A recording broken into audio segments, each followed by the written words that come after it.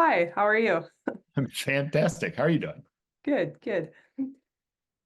Cool. Well, I'm pretty excited to do this case today. I want to give you like a 2 second heads up on just like what to expect before we dive in here. So this is basically like a interviewer driven case, right? And so effectively what that's going to mean is, I might ask you to come up with a structure. You might say bucket A, bucket B, bucket C, and I'd like to investigate bucket C. And I might say, that's great. We're actually going to look at A. I don't want you to think that you have like erred in any way. I just have certain modules that I'm going to drive through and make sure that like we get to them. Any questions? No, that all makes sense. Excited to case with you. Cool. All right. Your firm has been hired by the New York City government to help address a growing issue, trash disposal. The current system is unsustainable. Every day, the city generates 44 million pounds of waste, and our focus will be on the 50% of this waste that is collected by the New York City Department of Sanitation, DSNY. The main issue to address is that DSNY does not collect waste out of any kind of container. Rather, citizens of New York simply pile trash bags of trash onto the sidewalk for collection by DSNY. These piles of trash take up valuable sidewalk space in dense urban neighborhoods, create unsightly mounds of overflowing trash bags that can reach 4 to 5 feet high, and the resultant mess is exacerbating rodent infestations and sanitation concerns throughout the city. Have you spent any time in New York? As a non-New Yorker, like the first time I saw this, I was like, what is going on? But this is a real thing. So we need to help the government of New York very, very much. All right, your firm has been asked to create a plan to get the trash off the sidewalks and into containers. Seems reasonable. How would you address this request? Okay, so just want to take a moment to make sure I understood everything correctly. So we've been hired by the New York City government, specifically the Department of Sanitation, to help them sort of understand how to get trash off the streets and sidewalks of New York City. This is a problem now because they currently have 44 million pounds of waste a day in New York. 50% is collected by the Department of Sanitation, but they have no containers for this trash. So that these millions of pounds just pile up on the streets of the sidewalk, which causes sanitation issues. It blocks sidewalks, etc. And so really they've hired us to just get the trash off the sidewalk. Is that correct? That's right. Awesome. Just a couple clarifying questions, if you don't mind. So do they have a specific goal in mind? Is it just get trash off sidewalk? Do they want to solve the sanitation problem first? Do they want to get rid of rodents, etc.? Like, is there a specific goal? Yeah, so kind of like multifaceted, multi-stakeholders. First and foremost, they want to get the trash off the street as quickly, sustainably, and cheaply as possible. And they would like to do so in a manner that creates the most satisfaction for residents by taking the least amount of street space possible and avoid losing space for walking, parked cars, and outdoor dining and parks. Okay, So basically, do it cheaply, don't make a mess. got it. That makes sense. And then New York obviously has many neighborhoods, different boroughs, et cetera. Does the issue impact all parts of New York, or are certain parks unimpacted by this? Does it impact them all equally? Just trying to get a sense of the scope of the problem here. Sure. Yeah. I mean, you can think about the problem as exacerbated by trash per square foot of sidewalk produced. So in very dense neighborhoods, in Manhattan and parts of Brooklyn, it's significantly worse, especially where you have, not just single family residences. Got it. Okay. Super clear. Would you mind if I just take a few moments to structure out a way for us to work through this problem together? Sounds great. Great. Okay, so have some thoughts here. Would love to just sort of talk you through them. And the way I would think about approaching this problem is sort of threefold. So first, I would want to do some neighborhood research. Second, I would want to do an evaluation of different solution options or potential solutions. And then third, I'd want to look at kind of how we would develop a change management plan or essentially an implementation plan to get the chosen solution off the ground. So sort of within the first bucket, one, neighborhood research, a few things that I would want to look at within this bucket would be things like understanding the population density of different neighborhoods. So to your point of thinking about it in terms of square foot of trash that is disposed, like getting a sense of how many people there are within each neighborhood and how dense they are, because that will signal how much trash is piling up within certain neighborhoods. I want to get a sense as well as, what neighborhoods are currently doing for trash disposal today and just kind of understand, is everyone doing this street piling thing? Do certain buildings have different protocols? Like, are some buildings doing this better than others, for example? And just get a better grasp on what exactly is being done today. The other thing I'd want to look at is like layouts of the different streets. So, for example, I think London, things are curvy and it's not super uniform. And so making kind of a trash pickup plan is going to be more complicated than if it's just, uh, uh, perpendicular style streets where people just, zigzag throughout the day. So those are some of the things I want to understand from a neighborhood sort of research perspective. Within the second bucket of solution evaluation, I think first within this, I would want to look at identifying options. So before we even evaluate solutions, can we do benchmarking for identifying options of what other cities do? Can we look at other major cities like Paris or London or LA, for example? LA is maybe less dense than New York, but just trying to get a sense of cities with similar size populations, what they're doing for trash removal, or potentially there are cities that have faced this problem in the past and how they handled it. So that would be kind of the first step. And then after we identify solutions, as I mentioned, I want to evaluate them both quantitatively and qualitatively. Quantitatively would be, focused on cost as one of their goals is to do this as cheaply as possible. So trying to understand the startup cost for these different solutions, the ongoing operational costs, et cetera. But also when I say quantitatively, that could be time, like the time to stand it up, the time to maintain them, et cetera. So that's kind of quant metrics. And then qualitatively would be things like, are there preferences? Like what do people want? Do the people of the certain neighborhoods have an idea in mind of how to do this already? I would also think about like, what's the scalability of the different solutions? Like how easily you can scale it up across a neighborhood, things like that. So that's sort of the solution evaluation. And then hopefully if you evaluate them across enough quant and qualitative metrics, you can get a sense of which one's like the best option for the city of New York. And then within my third bucket, the change management or implementation plan, I'd want to really start to just draft or get a sense of how we can stand this up as quickly and efficiently as possible. So start thinking about how we would design a communications or marketing plan for this, to inform the people of New York that this is happening. I'd also want to think about doing some pilot programs, both to test out the solutions and kind of make this, a not forced upon the people, but we can try it out, see how it goes, refine as needed, et cetera, and then gather feedback through that process before kind of hopefully rolling this out to all of New York. But I think developing a change management plan, which solution would be the easiest to communicate, which solutions would work well with pilot programs, and sort of then think about maybe designing a survey to get customer feedback on those solutions.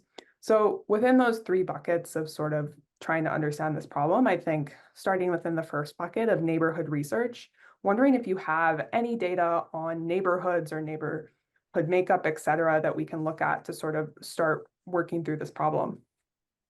Totally do, and we'll definitely drive into that. But before we do, I'd love your thoughts on kind of some of these solution options, right? Like anything jump off the page to you that feels, obvious, or how would you even think about like what the options really are? Yeah, so jumping into my second bucket where I said identifying options sort of by benchmarking. If I Yeah. think about like where I grew up in suburban Minnesota. We had trash bins that we put out on the end of the driveway per individual house. So maybe there's a similar bin system where each apartment is allocated a certain number of bins within New York, and then the garbage people come, take them, dump them out, leave the bins on the sidewalk. The other thing is I've lived in apartments or in my college dorm, for example, where we have these big containers or crates where everyone in the building kind of puts their trash in them outside. So maybe there's a solution like that where maybe there's a container at the end of a street where it's the expectation where people are supposed to walk to that container, dump it in every day. It could be quite a bit of a walk, but people do that in dorms, right? Like you have to wander outside these big buildings to get to your trash bin. So maybe there are things like that, but again, that's a limited scope. If we had data, would love to look at what bigger cities are doing as well. What do you think about my idea, which is just little micro incinerators on everybody's front steps?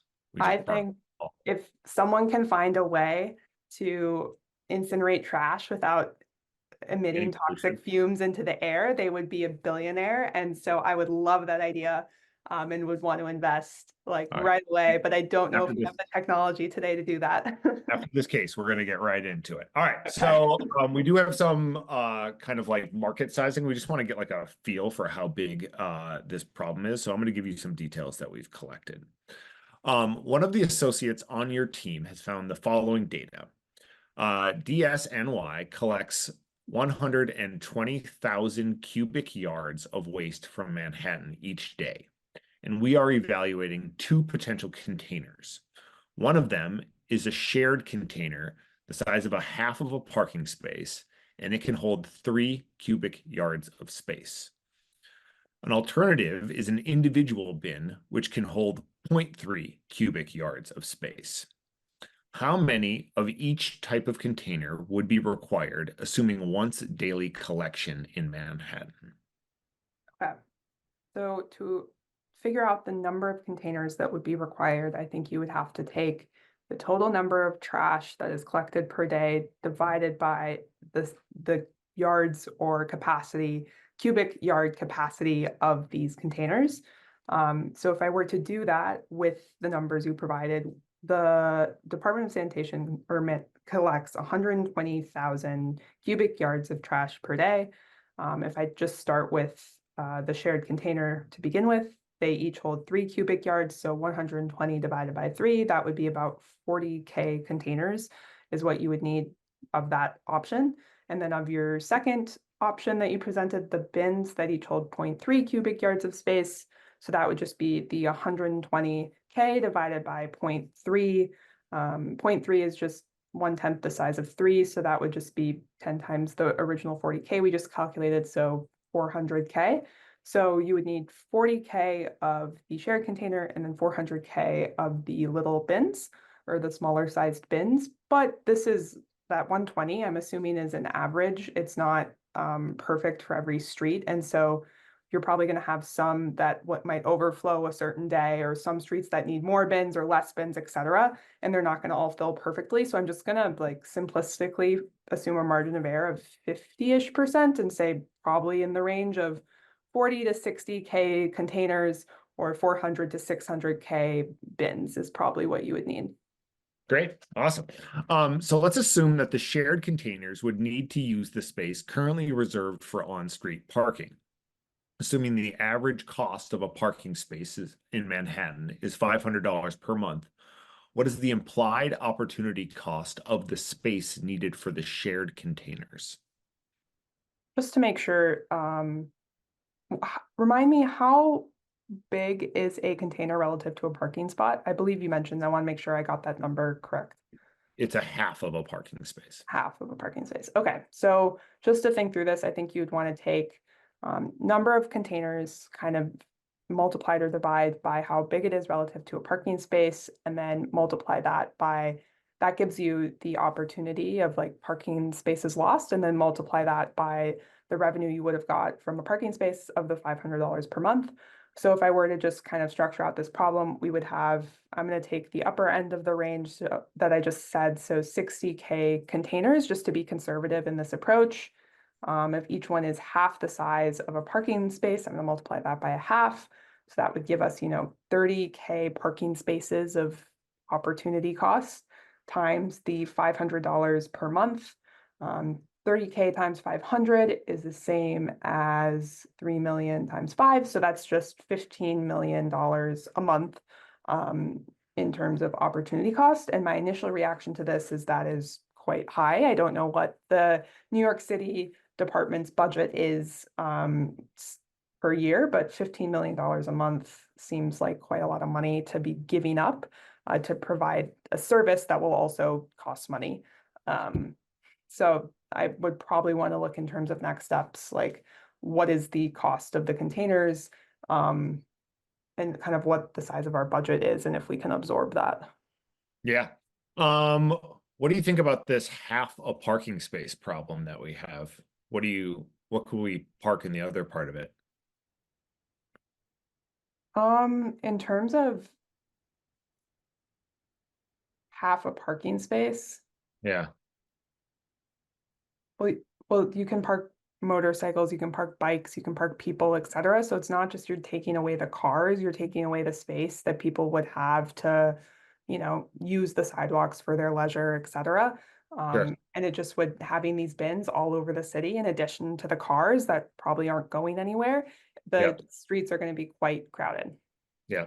Do you think we should give ourselves credit though for saving half a space, or is using half a space the same as using a whole space? I think it's using half a space is great, but the cars are still going to be there, right? So I Sure. don't think like using one space versus half a space is like credit in that sense, because it's Yeah. not like the space is empty already, right? Like the space has a purpose and you're just reallocating it. And so anything you take away, um, you're going to have to, yeah, try to figure out what if that is going to be the best use of the space or not. Yeah, absolutely. All right. So next thing we're going to do a little like kind of like new market sizing.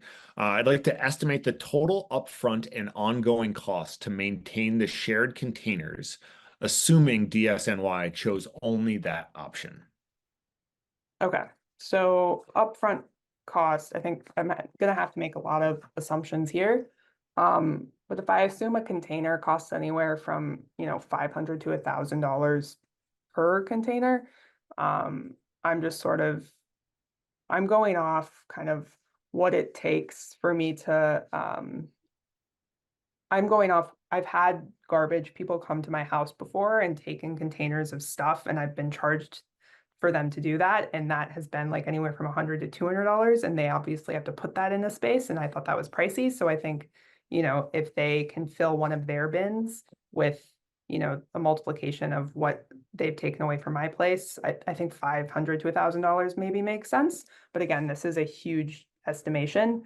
So if I take that times the 60K containers, that would be 60 million on the upper end of the range and then 30 million on the lower end of the range. So probably 30 to 60 million in terms of upfront. Just like comparing that to the $15 million a month of the parking space revenue that we would be losing, this seems like not that bad in terms of if we're able to bring in 15 million a month from 30K parking spaces, being able to pay 30 to 60 million upfront seems like a relatively low upfront budget, but that's just my hypothesis for now. We would have to look into, more data about New York City's budget.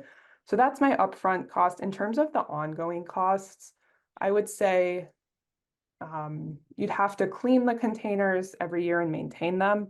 I'm going to take a super simple assumption and just say that's going to be about $100 a year. Maybe it's like they have to clean it twice a year, $50 a time in terms of the labor for the people to go do that. It takes them a couple hours. So just a $100 round number. And then I'm also going to assume that you have to replace the containers. So it's kind of like we have, ongoing SG&A and then replacement maintenance CapEx or whatever for these containers. I don't know if that's the right way to think about it, but would think about it maybe that way. And so if we have 60K containers, we have to replace about 5-ish% of them a year. How long do you think they last? I would say that they probably last quite a while. They're steel, even though people of New York definitely use things pretty intensely and they're hard on stuff. I think you can get a lot of use out of some of the things in New York. Like I know some of the subway stations and the subways themselves are quite old. And so I would just think that they probably would last a decade or two. And so if I think a 5% replacement rate per year, that's essentially assuming we're going to have a 20-year replacement rate. So maybe that's a bit, you know, Reasonable. the bullish end. So maybe I would say like 10 to 20-year range. So maybe 5 to 10% of the containers have to be replaced a year. So then if I think about it that way, that would be 10% of the 60K would be about 6K have to be replaced, 5% would be 3K have to be replaced. If the cost of a container that I just mentioned is $500 to $1,000, I would say then that approximately gets you to about 10 to that gets you to about 3 to 6 million. So then if I add that to my $100, ongoing maintenance fee, 100 times 60K, that would get me to another about 6 million. So if I add my like 3 to 6 million from replacement to that 6 million of, ongoing maintenance, it's about 10 to $15 million Great. in maintenance. And then you mentioned like wanting to kind of put that in some context. So we know from the data that DSNY's capital spend is approximately 250 million a year, and their operating budget is approximately 2 billion per year. So how do you think about your kind of estimates in that context? Yeah, so the 30 to 60 million upfront that I calculated, I would say if we think about their 250 million capital budget, that seems a little bit high. That's 12 to 25% of the capital budget. But if so that seems like this would be a big investment for the city of New York, and they would have to commit to this and potentially take CapEx spend away from other initiatives. And so I think that's the upfront cost is high, but in terms of the ongoing operating expense, the $2 billion a year is it's quite high. It's a big budget relative to the 10 to 15 million-ish I calculated in maintenance. So it's kind of the cost here is, are they willing to pay this huge upfront cost for a solution that will theoretically make their residents more happier? It will make the streets cleaner, etc. But then the ongoing costs will be quite small. So it's just getting over that initial hurdle. And so I think if they've hired us and they're willing to invest in, our firm to even look at these options, it probably means they're committed to a solution, and hopefully they would be open to spending that, large chunk of their capital budget on this. Great. All right. So a friendly associate on the team has pulled together a chart for you, which I'm going to share. And I'd like you to think about the implications for our project. Tell me if you are able to see our chart. Yeah, I can see it. Cool. Okay, so just making sure I see this properly. So we have the containerization model evaluation. We have, in the first column, we have a list of home archetypes. So it looks like it's, the type of home, the number of units per home, etc.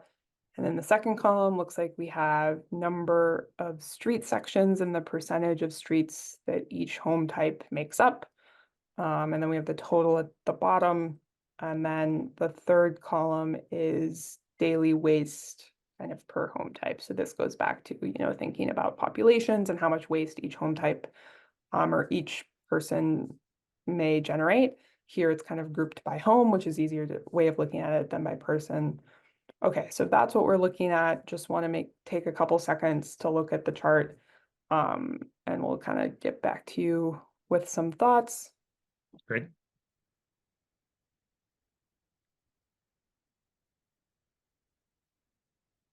Okay, so looking at this, just have a couple kind of key takeaways. I guess firstly, different home types are going to have different, waste requirements. So for example, a multifamily home will generate more trash than a 1 to 2 family home, which intuitively makes sense.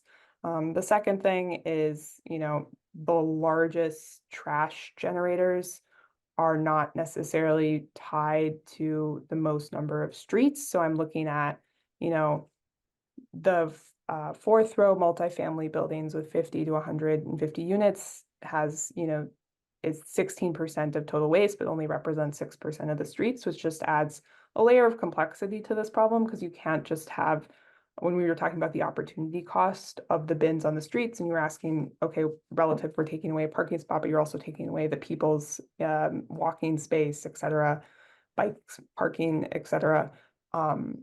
You can't just dump a bunch of these bins on the streets if people don't have the street space for them. And so in terms of kind of thinking about this in context of the problem, I would say like a perfect pilot for a potential solution like this would be someone who has both kind of high street sections as well as a lot of waste, and you can just see how it goes within that community first. And then that just gives you a greater opportunity for maybe margin of error when you're doing the pilot program. And then you can gather feedback from that, see what works, what doesn't work about the containers, and then try to make it work in the more complex markets that might be, say, for example, the 1 to 2 family homes, or not, sorry, that's not a complex one. Let me pick the number 4 multifamily buildings with 50 to 150 units where they have a lot of trash, but less streets. Like that to me is a more complex market. So maybe if you had to sequence the order of implementation, try it with a market that might be a bit easier, that has lots of streets, also lots of trash. So you're getting a fair representation of what it would be to kind of pick this up. And then you scale to markets where it might be more difficult. So that's kind of my reactions to looking at this chart. So I guess in terms of next steps, I would maybe want to look at, what would be the perception of the city or how feasible it would be for the city to do a pilot program in one of these archetypes. And if there is any data on if one of these archetypes would be, better or worse for a pilot program. Yeah. What do you think about like this list of archetypes? Like, is this a valuable list for us? Like, is it fit for purpose? Are these the groupings you would have chosen? Truthfully, probably not. I probably would have preferred to group by, width of street. So for example, there's like, I'm just thinking New York, like some streets are two-way streets that would have, say, more room for a trash bin. Some are going to be one-ways that have less room for a trash bin. And so I think we get that somewhat with the street sections, but it's not really in terms of space and thinking about the opportunity cost of the streets. This doesn't really give us a good proxy of how much room there actually is for the bins on the streets. And so I think that would maybe have been a better way to look at it. But given if this is the only data that we have for now, I think this is an okay way to start kind of looking at the problem. Great. Awesome. All right. Due to operational efficiencies at the neighborhood level, only one solution may be chosen between individual bins or shared containers as a solution. Your team has focused on one neighborhood in Queens with a population of 10,000 people. Our studies indicate that this neighborhood is on the operational borderline between individual bins and shared containers as the appropriate container solution. This borderline zone means that while the city would see negligible costs or implementation benefit at the neighborhood level from one solution to the other, residents will likely feel the negative effects of either solution more sharply. A recent survey of 500 residents showed that 36% of residents of the neighborhood preferred shared containers and 38 preferred individual bins, with the rest undecided. How should the city decide which solution to deploy in this neighborhood? Would you mind if I just take 30 seconds or so to gather my thoughts quickly? Right. Okay. So based on this information, trying to get a sense of which solution they should deploy in the Queens neighborhood, I think kind of a couple things come to mind. First would be understanding this current survey data in a bit more detail and potentially launching additional surveys. I think when we think of understanding the current survey data, it's basically showing that more people want bins than containers, but it's based on a relatively low N as a percentage of the overall, neighborhood population. So maybe you run additional surveys and that gap gets wider. If it does get wider, you have like a more clear answer. Because I think the other thing, even though it shows a slight preference to containers, it is kind of within what I would call a margin of error. I don't have, statistic stats here to be able to quote exactly what a margin of error would be, but within 2%, it's kind of a toss. And so if we can run additional surveys, I think that's kind of what I would do from a first step. and try to just increase the N and widen the gap to see if there is a preference. But if this is the only data we have and it is sort of a toss, I think I would also want to look at, which one has potentially more selling points that we could market to the city. I just think um, if people are going to hate either solution, they're going to feel the pains of either solution no matter what. It's as a city, which one can we communicate is going to be better, more clearly and crisply, because if they're both going to work, people like them fairly equally. Is there one that we can sell better? And so more people get on board with this, for example. And so would maybe think about that. I think, for example, bins might be a harder selling point if everyone has to drag out a bin every day, but if you just have to bring your trash to maybe a container in your basement that one person has to bring out every day, that's maybe easier to market. So that's just, for example, a way that I would think about that. And then I would also maybe think about which solution's more scalable, because even if people prefer bins today, if we think about like just the number of bins, how we would need 600K versus 60K, and the calculations we did earlier, I think bins maybe people prefer because they're more, familiar with it. Like if you grow up in the suburbs, you're familiar with a bin, but it's maybe not scalable for New York. And so would just consider factors like that. And so in terms of next steps, I would maybe want to ask if we have additional survey data or if it would be feasible for us to run another survey if we don't have additional data already, to just see if we can at first try to widen the gap to make sure make sure that it's not a toss, because right now the points 2 and 3 that I mentioned are basically assuming that it is a toss up between the two. But if we can get additional survey data and it's not, that would kind of help us answer this question. Great. All right. So, director walks in, mayor walks in, somebody important walks in, wants to know your final recommendation to the city on how to successfully switch to a containerized trash pickup system. Okay. So I would recommend that you switch to containers over bins. That is first and foremost our recommendation here. In terms of the recommendation of how we operationalize it, we looked at some market data of streets and populations of different building types, and we found that it would likely be easier to launch in areas where there are more streets and there is also maybe less trash or a better street to trash ratio for a pilot program. So we would recommend testing it out in a small area of the city first.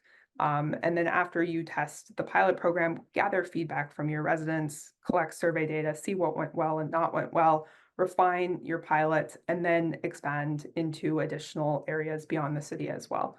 So do the containers over bins. We think that the container method will work better for New York if you think about just the cubic feet available on a sidewalk or the space available on a sidewalk. Having hundreds of thousands of bins throughout the city might take up a bit more space than just a container and be more disruptive than a container. So do a container. And then in terms of the rollout plan, pilot, refine, gather feedback, and then launch to additional cities. In terms of next steps, we would be happy to help you kind of draft that pilot plan and the implementation plan, and conduct research on the best way to go about launching a pilot. But our main recommendation is containers and do it in a pilot phased approach. Awesome. Thanks so much. Thanks. Hey everyone, it's Kenton Koveski here, the founder of Rocketblocks. Thank you so much for watching this mock interview video. I hope you found it informative and helpful as you are getting ready to prepare for your own interviews and hopefully landing that job offer you are excited about. We have a ton of great content on the Rocketblocks channel coming out on a weekly basis, mock interviews, mini lessons, and chats with our Rocketblocks experts. So if you haven't subscribed yet already, please do so. There is a big red button below. And if you hit that, you'll get all of our content as soon as it comes out. Thanks for watching and have a great day.